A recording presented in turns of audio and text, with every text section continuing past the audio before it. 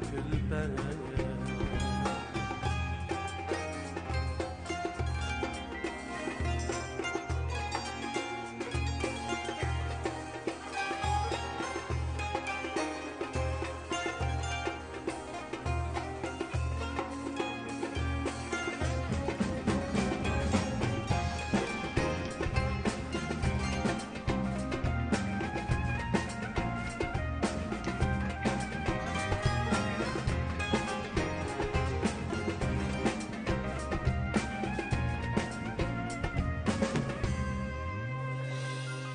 Esir kılıp hicranında yine buzdu aramımni.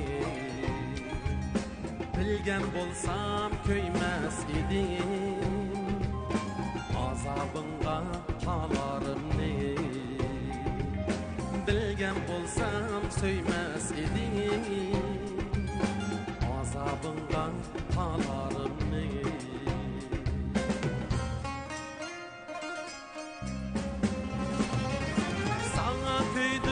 Seni söyledim, yana özüm günahkarım.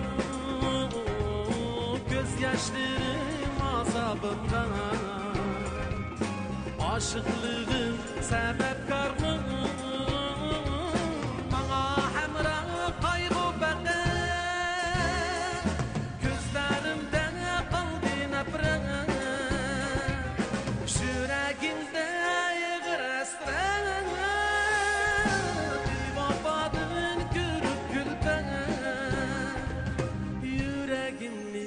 Ezdi hasret, bevafadan körüp külpen.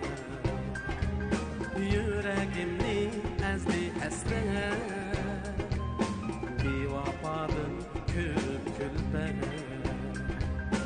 Bevafadan körüp külpen.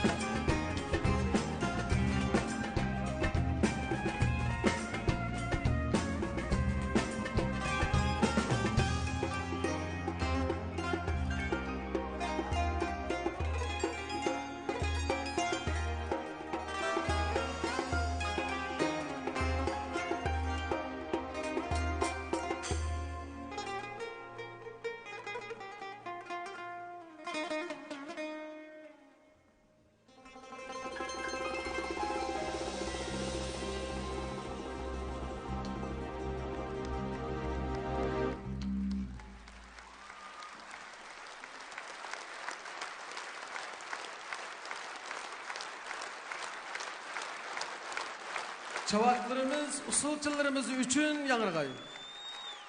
Rahmet.